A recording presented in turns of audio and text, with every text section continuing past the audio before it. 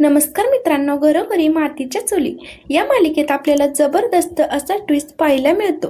तर मित्रांनो, आपण तर पाहिलेला आहे की राहुल आणि शर्वरी हे दोघे जण एकत्र जरी असले तरी सुद्धा राहुलने काहीच केलेलं नाहीये। म्हणजे राहुलने मात्र कुठलाही खून स्वतः केलेला नाहीये किंवा खून करताना शर्वरीला कुठल्याही प्रकारची मदत केलेली नाहीये। शर्वरीनेच दोन्ही खून केलेले आहेत आणि राहुल या सगळ्याला आय विटनेस असताना सुद्धा तो गप्प बसलाय।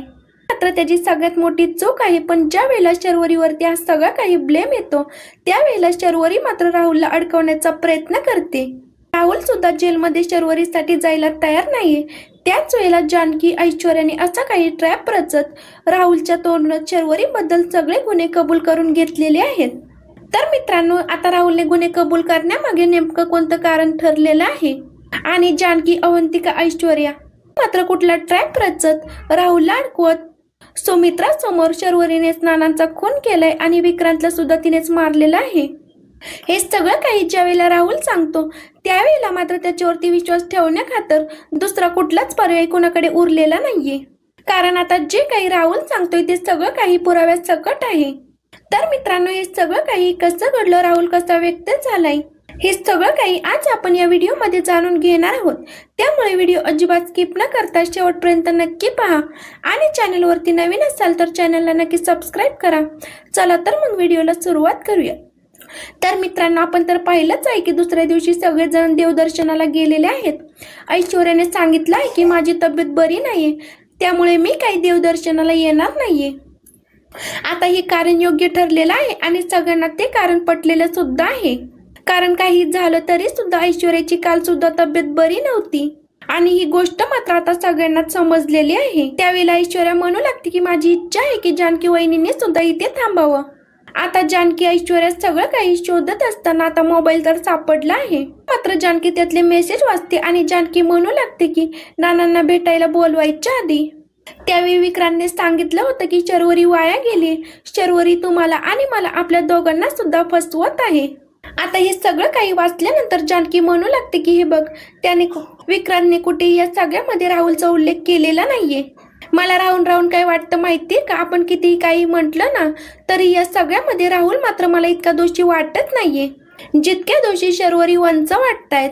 त्यावरती ऐश्वर्या म्हणू लागते की हो, मला सुद्धा माहिती आहे, कारण मी या सगळ्यामधून गेलेली आहे आणि मला माहिती आहे की या सगळ्यामध्ये शर्वरी वंच इतक्या अट्टल गुन्हेगारासारखं वागतायत ना, आता ते आता कुठलीही गोष्ट करायला मागे पुढे बघणार नाहीत आणि म्हणूनच मला असं वाटतंय आपल्या कदाचित जाळ्यामध्ये अडकवू शकतो। असं म्हटल्यानंतर जानकी म्हणू लागते की म्हणजे काय, तर ऐश्वर्या म्हणू लागते की काही नाही, आपण फक्त राहुलला इतकंच सांगायचं की तुझ्या विरोधात आमच्याकडे पुरावे आहेत आणि शर्वरी वंचने तुलाच अडकवण्याचा हा सगळा काही प्लॅन केलेला आहे। असं म्हटल्यानंतर दोघींचं प्लॅनिंग ठरतं आणि दोघी लगेचच बाहेर पडतात। आता ज्या वेळेला या दोघी जणी बाहेर पडतात तेव्हा मात्र साधारणपणे शर्वरीला डाऊट आलाय, आपण देवदर्शनाला चाललोय आणि या दोघी येत नाहीयेत, म्हणजे ह्यांचं नक्कीच काहीतरी डाव चालू आहे। हे ज्या वेळेला शर्वरीला कळतं तेव्हा मात्र ती परत येते। आता परत आल्यानंतर शर्वरी म्हणू लागते की वहिनी काय चाललंय, म्हणजे तुम्ही इकडे काय करताय। तेव्हा जानकी म्हणू लागते की नाही नाही, आम्ही काहीच करत नाही आहोत।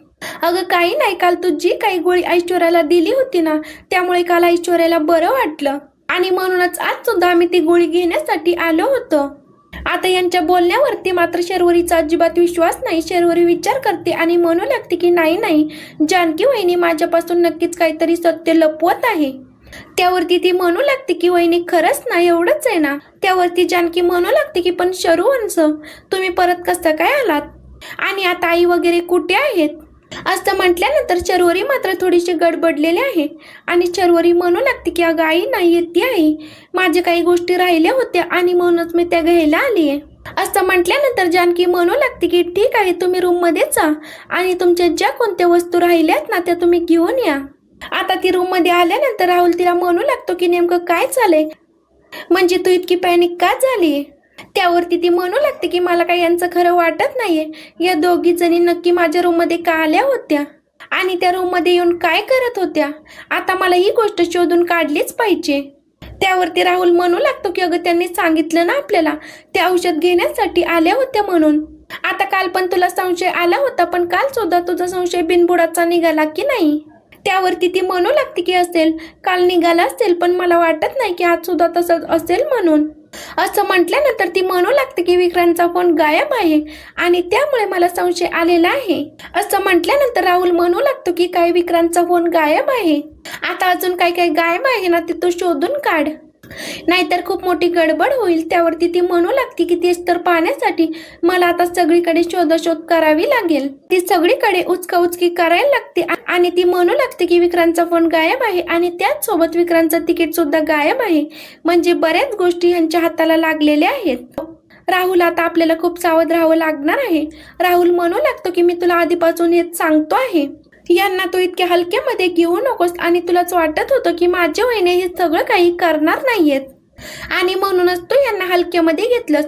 त्यावरती ती म्हणू लागते की नाही, आता काय करायचंय माहितीये का, आता आपण आई आणि या सगळ्यांना यांच्या विरोधात भडकवायचं. या आता माझं लग्न तर लावून देत आहेत, पण या सगळ्यामध्ये ते माझ्यावरती संशय घेत आहेत.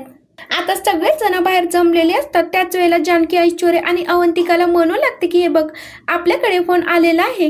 ही गोष्ट समजली असणार आता शर्वरी वंशला आणि त्यामुळे त्यांचा आपल्यावरती संशय 100% आलेला असणार आहे.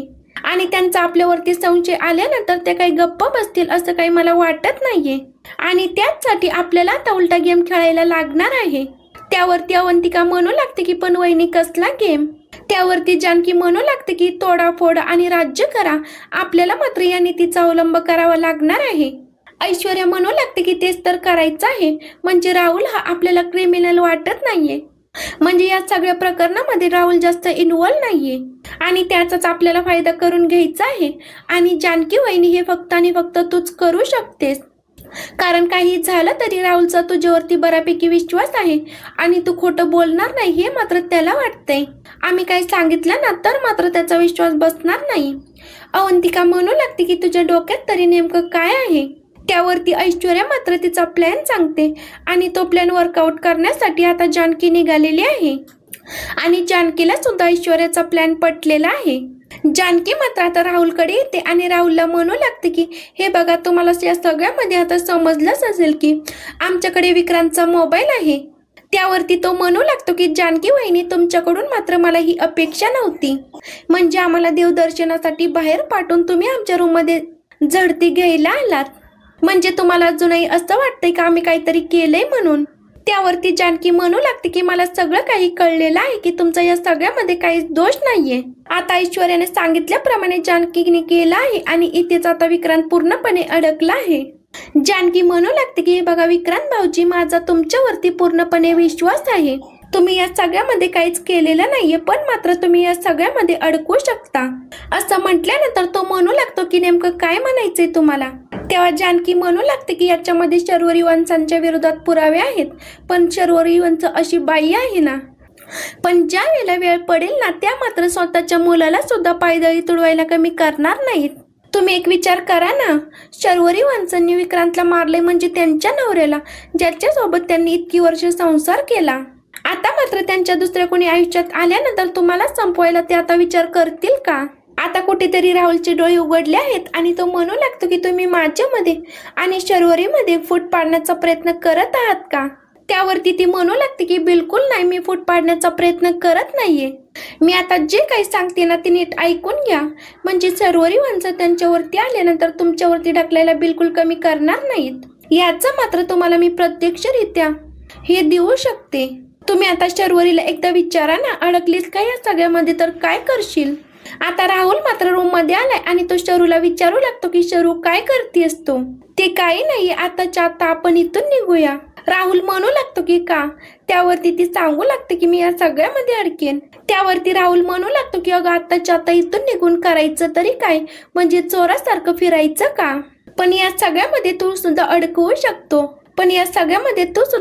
शकतो, तू सुद्धा मला सामील होता. त्यावरती तो म्हणू लागतो की मी तुला कुठे सामील होतो. ती म्हणू लागते की हो, तू सुद्धा माझी साथ दिलीस ना, मी सगळ्यांना सांगेन आणि सगळे माझ्यावरती विश्वास ठेवतील.